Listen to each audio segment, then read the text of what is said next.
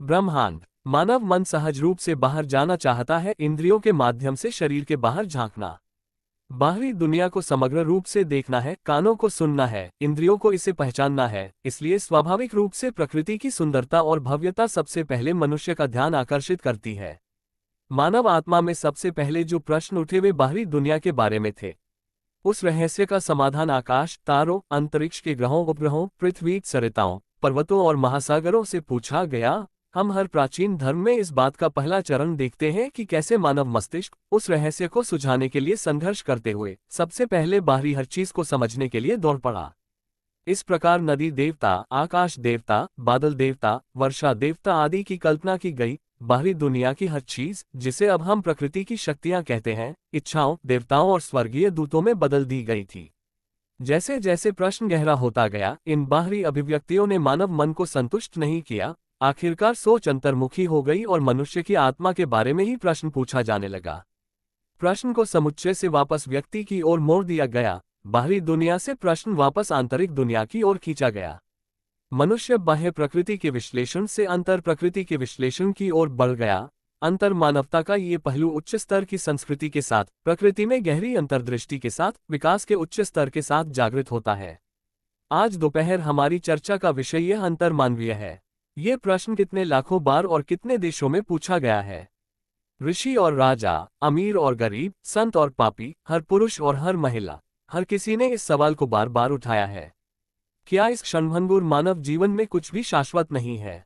उन्होंने प्रश्न किया है कि जब ये शरीर मर जाता है तो इसका नाश नहीं होता। क्या ऐसा कुछ नहीं है? जब आपको ये बोधू खलासपाहा पहनने को मिलता है तो ऐसा कुछ भी नहीं है जो आपको खुश कर दे। अगर देश जल गया तो उसका क्या हाल होगा? वह कहाँ गया? ये कहाँ से आया था? ये प्रश्न बार बार पूछे जाते रहे हैं और तब तक पूछे जाते रहेंगे जब तक ये सृष्टि रहेगी, जब तक विचारशील मानव मस्तिष्क रहेगा। हालांकि ऐसा नहीं है कि इसका उत्तर नहीं मिला है। हर बार जवाब मिल जाता है और जैसे जैसे समय बीतता जाएगा, उत्तर और अधिक शक्तिशाली होता जाएगा। उस प्रश्न का उत्तर हजारों साल पहले हमेशा के लिए दिया जा चुका है और तब से हर बार दोहराया गया है। नए प्रतिमान उभरते हैं और हमारी समझ स्पष्ट हो जाती है। तो हमें जो करना है वह उत्तर दोहराना है।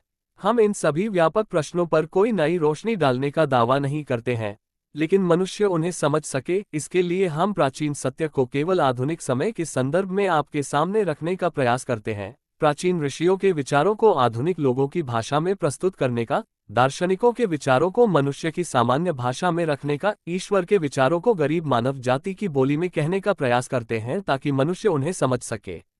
इसका कारण यह है कि जिस दैवीय तत्व से वे विचार उत्पन्न हुए वह मनुष्य में सदैव विद्यमान है और इसलिए उन्हें सदैव अनुभव कर सकता है। क्या ऐसा कुछ भी नहीं है जो उस आग से बच जाए जो उसे डालती है? और जो भी हो, मैं तुम्हें देखूं। अब इस दृष्टि के लिए कितनी बातें आवश्यक है। सबसे पहले आंखें, क्योंकि हर तरह से मैं परिपूर्ण हो सकता हूं, लेकिन अगर मेरी आंखें न हो तो मैं तुम्हें नहीं देख पाऊंगा। दूसरा, दृष्टि का सच्चा भारतीय, क्योंकि आंखें इंद्रियां नहीं है बल्कि दृष्टि के उपकरण मात्र हैं। उनके पीछे वास्तविक अर्थ छिपा है, मस्तिष्क में तंत्रिका केंद्र। यदि कोई चीज उस केंद्र को चोट पहुंचाती है तो भले ही व्यक्ति साफ सुथरा हो, वह कुछ भी नहीं देख पाएगा। अतः यह आवश्यक है कि मां केंद्र अर्थात सच्चा अर्थ हो। इस प्रकार हमारी सभी इंद्रियों को समझना बाहरी कान शब्द की ध्वनि को आंतरिक केंद्रों तक पहुंचाने का एक साधन मात्र है।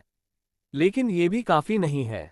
मान लीजिए कि आप पुस्तकालय में एक किताब पढ़ने में तल्लीन हैं, जबकि घड़ी टिक टिक कर रही है लेकिन आपको सुनाई नहीं दे रही है। अब ध्वनि उत्पन्न होती है, उसके कंपन हवा में, आत्मा के कान में और आंतरिक पवित्रता के केंद्र में भी उत्पन्न होते हैं और ये कंपन कान से होते हुए केंद्र तक जाते हैं। वह छीन लिया गया है और फिर भी तुम उसकी नहीं सुनते। दोष क्या है? उस क्रिया में मन मौजूद नहीं होता। इस प्रकार हम देखते हैं कि कुछ और भी आवश्यक है, यानी मन भी वहीं मौजूद होना चाहिए।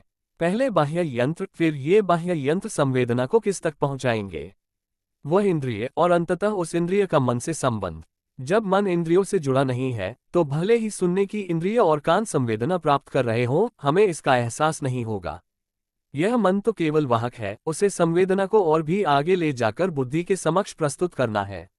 बुद्धि निर्णायक शक्ति है और यह निर्धारित करती है कि उसके सामने क्या प्रस्तुत किया जाए।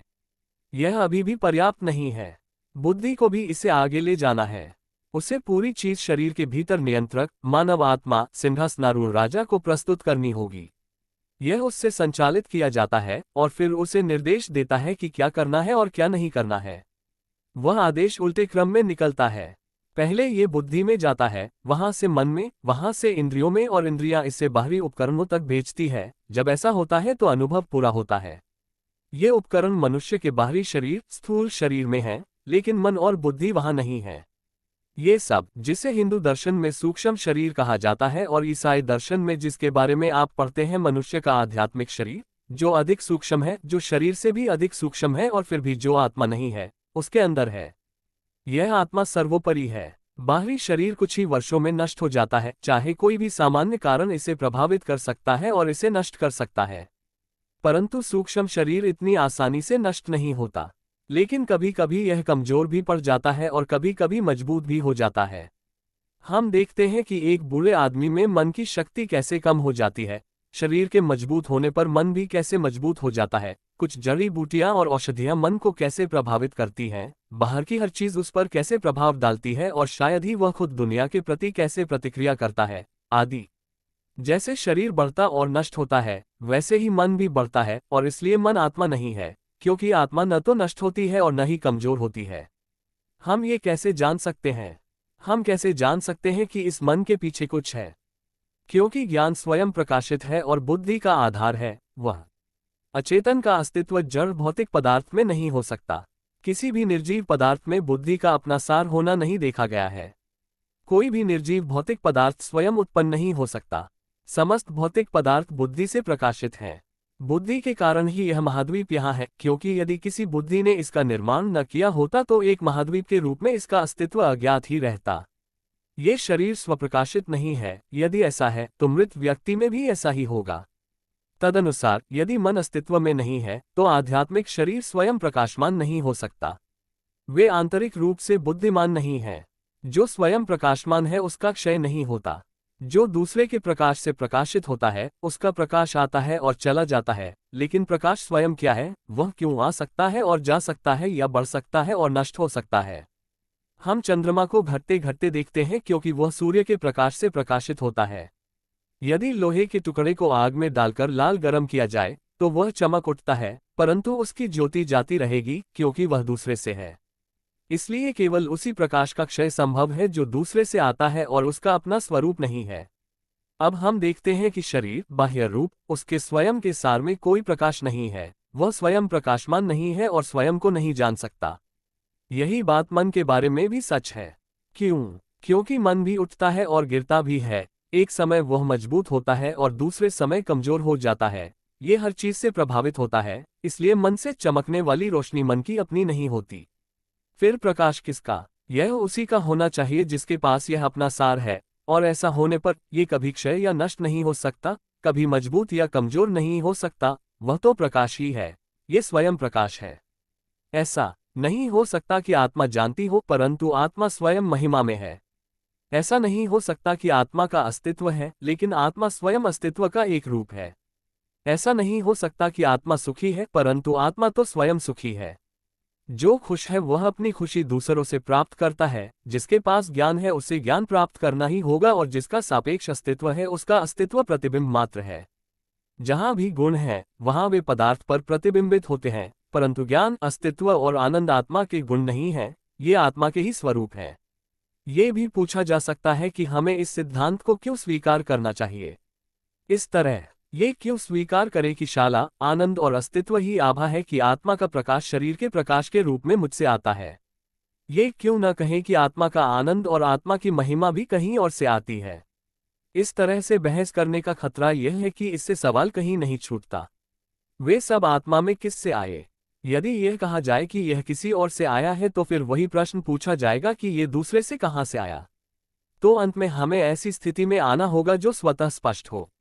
तो संक्षेप में तार्किक रास्ता यह है कि जहां आत्म प्रकाश आता है वहीं रुक जाना चाहिए और आगे नहीं जाना चाहिए। फॉर्म और उससे ये किसी और से नहीं मिला। ये तर्क दिया जा सकता है कि तब हम देखते हैं कि मानव प्राणी की सृष्टि में ये प्रथम है।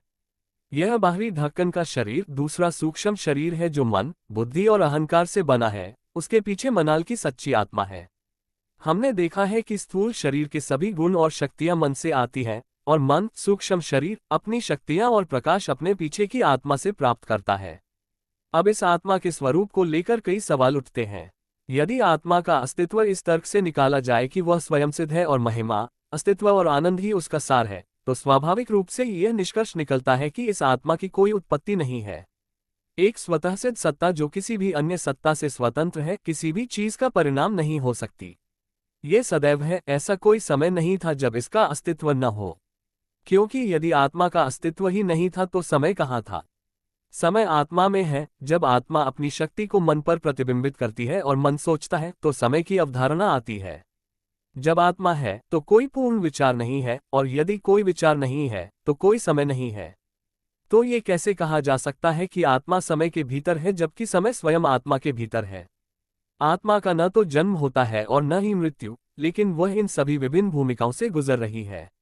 ये धीरे धीरे निम्न से उच्चतर और उच्चतर भूमिकाओं की ओर विकसित हो रहा है। वह मन के माध्यम से शरीर पर कार्य करके अपनी क्रिया को व्यक्त कर रहा है, और शरीर भौतिक संसार को क्रियान्वित और समझ रहा है। वह एक शरीर लेता है और उसका उपयोग करता है, और कृपया जब वह शरीर समाप्त हो जाता है और बेकार हो जाता है तो आत्मा दूसरा शरीर धारण कर लेती है, और इस प्रकार यह सदैव चलता रहता है। इस बिंदु पर एक बहुत ही दिलचस्प सवाल उठता है, जिसे आमतौर पर आत्मा के पुनर्जन्म के रूप में जाना जाता है। कभी कभी लोग इस विचार से भयभीत हो जाते हैं, और यह भ्रम इतना प्रबल होता है कि विचारशील व्यक्ति बस यह विश्वास कर लेते हैं कि वे शून्य से आए हैं, और फिर इस सिद्धांत के लिए भव्य तर्क देने की कोशिश करते हैं कि भले ही वे स्वयं शून्य से आए हों, वे हमेशा के लिए शाश्वत हो जाएंगे। जो लोग शून्य से आते हैं उन्हें अनिवार्य रूप से शून्य पर ही लौटना पड़ता है। न तो आप, न मैं, न ही यहाँ उपस्थित कोई भी शून्य से आया है, न ही यह शून्य में लौटेगा। हम अनंत काल से अस्तित्व में हैं और अनंत काल तक अस्तित्व में रहेंगे, और इस दुनिया में या इस दुनिया से परे ऐसी कोई शक्ति नहीं है जो आपके या मेरे अस्तित्व को नष्ट कर सके या हमें वापस शून्य में भेज सके। पुनर्जन्म का ये विचार न केवल डरावना है, बल्कि मानव जाति के नैतिक कल्याण के लिए आवश्यक से भी अधिक है।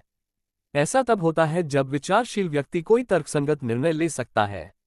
अब यदि आपको अनंत काल तक अस्तित्व में रहना है तो यह अवश्य होगा कि अतीत में आप शाश्वत रूप से अस्तित्व में थे, अन्यथा यह नहीं हो सकता। अब मैं उन कुछ आपत्तियों का उत्तर देने का प्रयास करूंगा जो आमतौर पर इस सिद्धांत के विरुद्ध उठाई जाती हैं। आप में से बहुत से लोग सोचेंगे कि वे आपत्तियां काफी मूर्खतापूर्ण हैं, फिर भी हमें उनका उत्तर देना होगा, क्योंकि कभी कभी हम देखते हैं कि सबसे विचारशील मनुष्य भी मूर्खतापूर्ण विचारों को मूर्खतापूर्ण विचारों से जोड़ने को तैयार रहते हैं। ये ठीक ही कहा गया है कि ऐसा कोई महान विचार नहीं था जिसका दार्शनिकों को खंडन न करना पड़ा हो। पहली आपत्ति यह है कि हमें अपना अतीत याद क्यों नहीं रहता। मैं पूछता हूं, क्या हमें अपने वर्तमान जीवन में सारा अतीत याद है? आप में से कितने लोगों को याद है कि जब आप बच्चे थे तो आपने क्या किया था? आप में से किसी को भी अपना बचपन याद नहीं है। अब यदि आपका अस्तित्व आपकी याददाश्त पर निर्भर करता है तो ये तर्क साबित करता है कि आपका अस्तित्व एक बच्चे के रूप में नहीं था, क्योंकि आपको अपना बचपन याद नहीं है। ये कहना कि हमारा अस्तित्व हमारी स्मृति पर निर्भर है, सरासर बकवास है। हमें अतीत को क्यों याद रखना चाहिए? वह दिमाग बर्बाद हो गया है, छोटे छोटे टुकड़ों में नष्ट हो जाता है और एक नया मस्तिष्क बनता है। इस मस्तिष्क को जो कुछ मिला है वह हमारे अतीत के संचयों का परिणाम है, उनका कुल योग है। इसके साथ ही मन इस नए शरीर में निवास करने लगा है। मैं यहाँ जिस रूप में खड़ा हूँ वह मेरे पीछे समस्त अनंत काल का कार्य है, मैं उसका परिणाम हूँ। लेकिन मुझे अपना सारा अतीत याद रखने की जरूरत क्यों है? जब कोई महान प्राचीन ऋषि, दृष्टा या प्राचीन काल का भविष्यवक्ता जिसने सत्य प्रकट किया था कुछ कहता है तो ये आधुनिक लोग चिल्ला उठेंगे, ओह यह मूर्ख है। लेकिन यदि आप किसी अन्य नाम का उपयोग करते हैं और कहते हैं हेलिए का कहना है कि टिंडल ऐसा कहता है, तो ये लोग मान लेते हैं कि यह सच होना चाहिए। प्राचीन धर्मों के स्थान पर उन्होंने आधुनिक धर्म बनाए, प्राचीन धर्माचार्यों के स्थान पर उन्होंने आधुनिक वैज्ञानिकों को स्थापित किया। तो हम देखते हैं कि स्मृति आपत्ति सत्य नहीं है, और लगभग एकमात्र महत्वपूर्ण आपत्ति जो इस सिद्धांत के विरुद्ध उठाई गई है वह इस स्मृति के संबंध में है। यद्यपि हमने देखा है कि सिद्धांत के लिए पिछले जन्मों की स्मृति होना आवश्यक नहीं है, फिर भी हम ये दावा करने की स्थिति में हैं कि ये दिखाने के लिए उदाहरण है कि यह स्मृति आवश्यक है, और हम में से प्रत्येक जिस जन्म में वह मुक्त होती है उस स्मृति को वापस कर देती है। लाऊंगा तभी तुम्हें पता चलेगा कि यह संसार एक स्वप्न मात्र है, तभी तुम्हें अपनी आत्मा में यह अनुभव होगा कि तुम केवल एक जप करने वाले नट हो और संसार एक रंगमंच है। तभी आपके मन में अनासक्ति का विचार बिजली की तरह प्रकट होगा। तभी पीड़ित की ये सारी लालसाएं, जीवन और संसार से चिपके रहने की प्रवृत्ति हमेशा के लिए अप्राप्य हो जाएगी। तब मन दीपक की तरह देखेगा कि ये सब आपके लिए कितनी बार अस्तित्व में है, आपके लिए कितनी लाखों बार माता पिता, बेटे और बेटियां, पति और पत्नी, रिश्तेदार, धन और शक्ति हैं। वे सब आए और गए। कितनी बार तुम लहरों की ऊंचाई में सबसे ऊंचे शिखर पर चढ़े हो और कितनी बार तुम निराशा के गर्त में नीचे तक डूब गए हो। जब स्मृति यह सब आपके सामने ले आएगी तभी आप वीर बनकर खड़े होंगे, और जब दुनिया आपके सामने झुकेगी तब भी आप अपना चेहरा झुकाएंगे। तभी आप अपना सिर उठाएंगे और कहेंगे, हे मृत्यु, मुझे तुम्हारी परवाह भी नहीं, मुझे क्या करना चाहिए था। ये स्थिति हर किसी की होगी। क्या आत्मा के इस पुनर्जन्म के समर्थन में कोई तर्कसंगत प्रमाण है? अब तक हमने नकारात्मक पक्ष प्रस्तुत किया है और दिखाया है कि इस सिद्धांत को गलत ठहराने के खिलाफ तर्क सत्य नहीं है। लेकिन क्या इसका कोई सबूत है? इसकी आवश्यकता भी है और यह सबसे ताकतवर भी है। पुनर्जन्म के सिद्धांत के अलावा कोई अन्य तर्क ज्ञान प्राप्त करने की शक्ति में मनुष्य और मनुष्य के बीच के बड़े अंतर को स्पष्ट नहीं कर सकता है। आइए सबसे पहले उस प्रक्रिया पर विचार करें जिसके द्वारा हम ज्ञान प्राप्त करते हैं। मान लीजिए मुझे सड़क पर एक कुत्ता दिखाई देता है। मुझे कैसे पता चलेगा कि यह एक कुत्ता है? मैं अपने मन से पूछता हूँ। मेरे मन के अंदर मेरे अतीत के सभी अनुभव ऐसे ढेर हो गए हैं जैसे अलग अलग डिब्बों में व्यवस्थित किए गए हों। जैसे ही मेरे पास कोई नया अनुभव होता है, मैं उसकी तुलना उन व्यंजनों में से किसी एक से करने की कोशिश करता हूँ, और जैसे ही मुझे वहां पहले से ही उसी तरह के अनुभवों का एक सेट मिलता है, मैं इस नए अनुभव को वहां रख देता हूं और मैं संतुष्ट हो जाता हूं। मैं उस कुत्ते को कुत्ता कहता हूं क्योंकि वह मन में पूर्व व्यवस्थित अनुभवों से मेल खाता है। जब इस नए अनुभव का कोई सजातीय द्रव्यमान मुझे नहीं घेरता तो मैं असंतुष्ट महसूस करता हूं। इस प्रकार जब भीतर एकरूपता के अभाव के कारण किसी अनुभव से असंतोष होता है तो उस मनस्थिति को अज्ञान कहा जाता है, परंतु जब कोई अनुभव अपने अंदर सजातीय को पाकर संतुष्ट हो जाता है तो उसे ज्ञान कहा जाता है। जब एक सेब गिरता था तो लोग अप्रसन्न हो जाते थे। फिर एक एक करके उन्हें समूह मिल गया। वह कौन सा समूह था? वह समूह वह था जहां सारे सेब गिर रहे थे, इसलिए उन्होंने द्रव्यमान का नाम गुरुत्वाकर्षण रखा। इस प्रकार हम देखते हैं कि कोई भी नया अनुभव भीतर के पूर्व अनुभव के कोश के बिना संभव नहीं है, क्योंकि उस नए अनुभव की तुलना करने के लिए भीतर कुछ भी नहीं है। तो कुछ यूरोपीय दार्शनिकों की मान्यता के अनुसार यदि कोई बच्चा इस दुनिया में खाली स्लेट, उनके शब्दों में कहें तो, के साथ पैदा होता है, तो ऐसे बच्चे में किसी भी मात्रा में बुद्धि विकसित नहीं हो सकती है, क्योंकि उसके अंदर अपने नए अनुभवों को पहचानने के लिए कुछ भी नहीं है। परंतु हम देखते हैं कि प्रत्येक व्यक्ति में ज्ञान प्राप्त करने की शक्ति कम होती है। इससे पता चलता है कि हम में से प्रत्येक व्यक्ति ज्ञान का एक अलग भंडार लेकर आता है। ज्ञान केवल एक ही तरीके से प्राप्त किया जा सकता है, अनुभव के माध्यम से। इसका कोई दूसरा रास्ता नहीं है।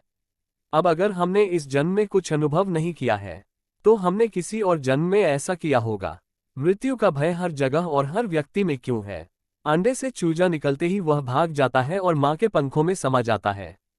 ऐसा क्यों? इसकी एक पुरानी व्याख्या है, हालांकि मैं इसे व्याख्या का फैंसी नाम कहना उचित नहीं समझता कि इसे प्रेरणा या वृत्ति कहा जाता है। अंडे से अभी अभी निकले चूजे को मौत का खतरा क्यों महसूस होता है? मराठियों द्वारा खाए गए बत्तख के अंडे से निकला बत्तख का बच्चा पानी के पास आते ही पानी में क्यों कूद जाता है और तैरने लगता है? वह पहले कभी नहीं तैरा था, न ही उसने किसी को तैरते देखा था। लोग इसे वृत्ति कहते हैं।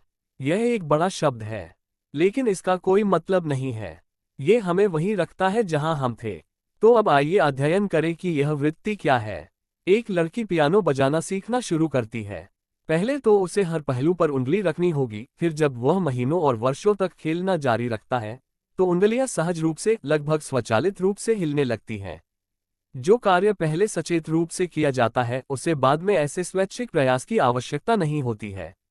यह अभी पूर्ण प्रमाण नहीं है, आधा अभी बाकी है।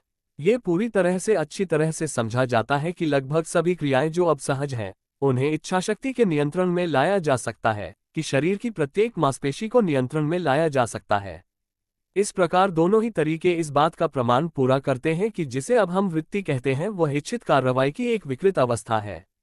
इसलिए यदि यह सादृश्य संपूर्ण सृष्टि पर लागू होता है यदि प्रकृति एक ही है तो निचले जानवरों के साथ साथ मनुष्यों में भी वृत्ति इच्छा शक्ति का विकृत रूप होनी चाहिए। समुच्चय के विषय पर बोलते हुए, यदि हम अब उस नियम को लागू करते हैं जिसे हमने प्रतिपादित किया है कि प्रत्येक आक्रांति पहले विकसित हुई होगी और प्रत्येक आक्रांति पहले हुई होगी, तो हम पाते हैं कि वृत्ति आक्रांतिकारी इच्छा शक्ति है। तो जिसे हम मनुष्यों या जानवरों में वृत्ति कहते हैं, वह अवश्य ही पतित विकृत ऐच्छिक कृत्य होंगे और अनुभव के अलावा ऐच्छिक कार्य संभव नहीं है। अनुभव से ज्ञान उत्पन्न हुआ और वह सम्मान वही सुरक्षित रहा। मौत का डर, पानी की ओर भागते बत्तख के बच्चे और घोंसले की सहज क्रियाएं, ये सब पिछले अनुभवों की इच्छा के बिना परिणाम है। अब तक हमने काफी स्पष्ट रूप से प्रगति की है और आखिरकार आखिरी विज्ञान हमारे पास है। लेकिन यहाँ एक और चेतावनी सामने आती है। आधुनिक समय में आधुनिक वैज्ञानिक प्राचीन ऋषियों की ओर लौटते हैं और जब तक वे ऐसा नहीं करते तब तक पूर्ण सहमति है। वे स्वीकार करते हैं कि प्रत्येक मनुष्य, प्रत्येक जानवर और प्रत्येक जानवर अनुभव के भंडार के साथ पैदा होता है और मस्तिष्क के भीतर ये सभी कार्य पिछले अनुभव का परिणाम है। लेकिन वे पूछते हैं, ये कहने का क्या मतलब है कि अनुभव आत्मा में है? ये क्यों नहीं कहते कि यह शरीर में है और केवल शरीर में ही है? ये क्यों नहीं कहते कि यह विरासत में मिला है? यह आखिरी सवाल है। ये क्यों न कहें कि मैं अनुभव का खजाना लेकर पैदा हुआ हूँ? क्या यह मेरे पूर्वजों के सभी पिछले अनुभवों का समग्र परिणाम है? मुझमें सूक्ष्म जीव से लेकर सर्वोच्च मानव प्राणी तक के अनुभवों का योग है, लेकिन यह एक शरीर से दूसरे शरीर में वंशानुगत संक्रमण के दौरान मुझमें अवतरित हुआ है। इसमें दिक्कत कहाँ है? प्रश्न सुंदर है और हम कुछ हद तक इस वंशानुगत परिवर्तन को स्वीकार करते हैं। लेकिन कब तक? केवल शारीरिक भरण पोषण प्रदान करने की सीमा तक। हम अपने पिछले कर्मों के कारण एक निश्चित शरीर में जन्म लेने के लिए नियत हैं और उस शरीर के लिए एकमात्र अनुकूल प्रावधान माता पिता से आता है, जिन्होंने खुद को अपने बच्चे के रूप में उस जीवन को जन्म देने के लिए उपयुक्त बना लिया है। आनुवंशिकता का ये सरल सिद्धांत बिना किसी अनुपात के इस अद्भुत प्रस्ताव को मानता है कि मानसिक अनुभव को जड़ पदार्थ में बदला जा सकता है, मानसिक अनुभव को निष्क्रिय पदार्थ में परिवर्तित किया जा सकता है। जब मैं तुम्हें देखता हूं तो मेरे मन की झील में एक लहर उठती है, वह तरंग तुरंत विलुप्त हो जाती है लेकिन सूक्ष्म रूप में एक संस्कार बनकर रह जाती है। हम समझते हैं कि शारीरिक संस्कार शरीर में ही रहते हैं, लेकिन यह मानने का आधार क्या है कि मानसिक संसार भी शरीर में निवास कर सकता है? शरीर नष्ट हो जाता है तो उस संस्कार को कौन निभाता है? ये भी मान ले कि प्रत्येक मानसिक संस्कार शरीर में संरक्षित है, तो आइए ये भी मान ले कि आदिमानव से लेकर मेरे पिता तक के कुछ संस्कार मेरे पिता के शरीर में संरक्षित थे, लेकिन क्या यह मुझमें दैवीय तरीके से किया जा सकता है? जीव द्वारा। बच्चे में पिता का शरीर पुनर्तः नहीं आता, तो फिर ऐसा क्यों होता है? और एक ही माता पिता के कई बच्चे होते हैं, तो वंशानुक्रम का नियम है प्रमल संस्कार और जिसमें सरकार गिरती है, अर्थात चूंकि शरीर एक है, इसलिए यह अनिवार्य रूप से होता है कि प्रत्येक बच्चे के जन्म के साथ माता पिता अपने संस्कारों का कुछ हिस्सा खो देते हैं, या फिर अगर माता पिता अपने सारे संस्कार बच्चे को दे रहे हैं तो पहले बच्चे के जन्म के बाद उनका मन खाली हो जाता है। साथ ही यदि शरीर में अनंत संस्कारों की अनंत मात्रा है तो वह कहाँ है और कैसे आती है? यह एक असंभव स्थिति है, और जब तक ये शरीर विज्ञानी यह सिद्ध नहीं कर देते कि वे संस्कार उस कोशिका में कैसे और कहाँ रहते हैं और इसका क्या अर्थ है कि मानसिक संस्कार भौतिक प्याले में सुप्त अवस्था में पड़े रहते हैं, तब तक उनका तर्क स्वीकार नहीं किया जा सकता। अब तक ये स्पष्ट है कि संस्कारित मन में ही मन जन्म लेता है और पुनर्जन्म लेता है और जो अपने लिए उपयुक्त होता है उसका उपयोग करता है, और जिस मन ने खुद को एक विशेष प्रकार के शरीर के लिए उपयुक्त बना लिया है उसे तब तक इंतजार करना पड़ता है जब तक उसे ऐसी कोई वस्तु नहीं मिल जाती। ये हम समझ सकते हैं। अब सिद्धांत ये रूप लेता है, जहां तक आत्मा के प्रावधान का सवाल है, वंशानुगत स्थानांतरण सही है, लेकिन आत्मा स्थानांतरण करती है और एक के बाद एक शरीर धारण करती है, और हम जो भी विचार करते हैं, जो भी कार्य करते हैं, वह शरीर में सूक्ष्म रूपों में संग्रहित रहता है और फिर से उछलकर नया आकार धारण कर लेता है। जब मैं तुम्हें देखता हूं तो मन में एक लहर उठती है, वह मानो नीचे तक चला जाता है और महीन से महीन होता जाता है, लेकिन यह नष्ट नहीं होता। यह स्मृति के रूप में लहरों के रूप में फिर से उभरने के लिए तैयार है। इसलिए ये सभी संस्कार मन में रहते हैं और मृत्यु के समय इन सभी की परिणामी शक्ति मुझमें होती है। मान लीजिए कि यहाँ एक गेंद है और हम में से प्रत्येक अपने हाथ में एक टुकड़ा लेता है और गेंद को चारों ओर मारता है। गेंद को कमरे के अंदर एक दिशा से दूसरी दिशा में फेंका जाता है और दरवाजे तक पहुंचने पर बाहर फेंक दिया जाता है। वह गेंद अपने साथ क्या ले जाती है? इन सभी प्रहारों के परिणामी बल ने इसे दिशा दी है। इस प्रकार जब शरीर मर जाता है तो आत्मा को कौन निर्देशित करता है? उसने जो भी कर्म किए हैं, उसने जो भी विचार किए हैं, उनका परिणामी बल कुल मिलाकर उसे दिशा देता है। अब यदि वह परिणामी शक्ति ऐसी है कि आत्मा को आगे के अनुभव के लिए एक नया शरीर धारण करना पड़ता है, तो उसके पास ऐसे माता पिता हैं। ऐसे लोगों की खरीद की जाएगी जो उसे ऐसे निकाय के लिए उपयुक्त प्रावधान प्रदान करने के इच्छुक हों। किसी स्वर्ग या उच्चतर लोक में, वहां से मनुष्य फिर से मनुष्य के रूप में या एक अलौकिक जानवर के रूप में जन्म लेगा। इस प्रकार वह तब तक भटकता रहेगा जब तक उसका अनुभव पूरा नहीं हो जाता, जब तक उसका चक्र पूरा नहीं हो जाता। तब वह अपने स्वरूप को जान लेगा, वह जान जाएगा कि वह क्या है, उसका अज्ञान दूर हो जाएगा, उसकी अपनी शक्ति प्रकट हो जाएगी और वह पूर्ण हो जाएगा। तब उस आत्मा को भौतिक शरीरों के माध्यम से कार्य करने के साथ साथ सूक्ष्म या मानसिक शरीरों के माध्यम से कार्य करने की भी कोई आवश्यकता नहीं होती है। ये पिता की रोशनी से ही चमकता है और रिहा कर दिया जाता है। फिर उसका कोई जन्म या मृत्यु नहीं होती। इस प्रकार वे आत्माएं कभी कभी एक के बाद दूसरे शरीर में जन्म लेती रहेंगी।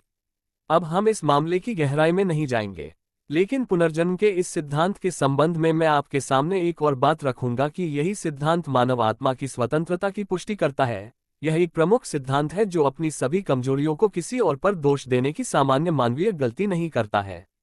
हम अपनी केधी की ओर नहीं देखते, आंखें खुद को नहीं देखती, दूसरों की आंखों को ही देखती हैं। हम इंसान अपनी कमजोरियों और गलतियों को तब तक पहचानने में बहुत आलसी होते हैं जब तक कि हम उनका दोष किसी और पर न डाल दें। आमतौर पर लोग जीवन का सारा दोष अपने साथियों पर मर देते हैं। यदि ऐसा नहीं होता तो वह ईश्वर को दोष देता है या भाग्य जैसा कोई भूत खड़ाकर दोष अपने ऊपर ले लेता है। लेकिन किस्मत कहाँ है और यह कौन है? हम वही काटते हैं जो हम बोते हैं। हम ही अपने भाग्य हैं। इसमें किसी और की गलती नहीं है और न ही जश जाता है। हवा बर्बाद हो गई है। जिस जहाज के पाल खुले हों वह हवा से भर जाएगा और आगे बढ़ जाएगा, परंतु जिनके पाल लटके हुए हैं उन्हें हवा न भरने दे। हवा में क्या खराबी है? जैसे ईश्वर की कृपा की हवा दिन रात लगातार बहती रहती है, उसकी दया की कोई सीमा नहीं है। तो क्या ये भगवान की गलती है कि हम में से कुछ खुश हैं और कुछ दुखी हैं? हम देने वाले भाग्यशाली लोग हैं। ईश्वर की कृपा का सूर्य कमजोर और ताकतवर दोनों पर समान रूप से चमकता है। उनकी हवा साधु और गैर असाधु दोनों के लिए एक समान शेर है। वह सबका ईश्वर, दयालु और निष्पक्षदाता है। क्या आप ये कहना चाहते हैं कि उस दुनिया का भगवान हमारे जीवन में सबसे शुद्ध चीजें देखता है जैसे हम देखते हैं? ये भगवान के बारे में एक मजबूत भावना है। यहाँ हम छोटे पिल्लों की तरह जीवन और मृत्यु की लड़ाई खेलते हैं और मूर्खतापूर्ण विश्वास करते हैं कि स्वयं भगवान भी आबरा की तरह ही इस खेल को गंभीरता से देखते हैं। वह जानता है कि पिल्ला का खेल क्या है। इसके जानने वाले को दंड देने वाला और दान देने वाला बनाकर इसे अपमानित करने के हमारे प्रयास पूरी तरह से मूर्खतापूर्ण हैं। वह न तो दंड देता है और न ही पुरस्कार देता है। उनकी असीम कृपा का अनंत सागर हर किसी के लिए, हर समय, हर जगह, हर परिस्थिति में अटल अमोघ रूप से भरा हुआ है। इसका उपयोग कैसे करना है, ये हम पर निर्भर है। किसी मनुष्य, ईश्वर या संसार के किसी भी व्यक्ति को दोष मत दो। जब आपको लगे कि आप आहत हो रहे हैं, तो स्वयं में दोष खोजें और बेहतर होने का प्रयास करें। यही प्रश्न का एकमात्र समाधान है। जो लोग दूसरों को दोष देते हैं, और दुख की बात है कि ऐसे लोगों की संख्या दिन ब दिन बढ़ती जा रही है, उनका दिमाग कमजोर हो जाता है और वे आमतौर पर पीड़ित होते हैं। वे अपनी गलतियों के कारण उस स्थिति तक पहुंचे हैं और फिर भी दोष दूसरों पर मरते हैं। लेकिन इससे उनकी स्थिति नहीं बदलती, इससे उन्हें कोई फायदा नहीं होता। दूसरों पर दोष मरने की उनकी कोशिश उन्हें कमजोर ही बनाती है। इसलिए अपनी गलतियों के लिए किसी और को दोष न दें, अपने पैरों पर खड़े हों और सारी जिम्मेदारी अपने ऊपर लें। कहो, मुझे जो ये कष्ट सहना पड़ रहा है वह मेरे ही कर्मों का परिणाम है, और ये तथ्य स्वयं दर्शाता है कि मुझे ही इसका निवारण करना है। हम जिसे छूते हैं उसे नष्ट कर सकते हैं, लेकिन जो काम किसी और का होता है उसे हम कभी नष्ट नहीं कर सकते। तो उठो, बहादुर बनो, मजबूत बनो, सारी जिम्मेदारी अपने ऊपर लें और महसूस करें कि आप ही वह व्यक्ति हैं जो अपना भाग्य खुद बनाते हैं। आपको जो भी शक्ति और समर्थन की आवश्यकता है वह आपके भीतर है, इसलिए अपना भाग्य स्वयं बनाएं। अतीत को याद करने की कोई जरूरत नहीं है। तुम्हारे सामने एक अनंत भविष्य है। हमेशा याद रखें कि आपके द्वारा बोला गया प्रत्येक शब्द, आपके द्वारा बोला गया प्रत्येक विचार और आपके द्वारा किया गया प्रत्येक कार्य आपके लिए एक पवित्र निधि एकत्र करता है, और जिस प्रकार गलत विचार और गलत कार्य बाघ की तरह आप पर झपटने के लिए तैयार रहते हैं, उसी प्रकार आशा की किरणें भी हैं जो दूसरों को प्रेरित करती हैं कि अच्छे विचार और अच्छे कर्म साथी देवताओं की शक्ति से हमेशा हमेशा के लिए झुकने के लिए तैयार हैं।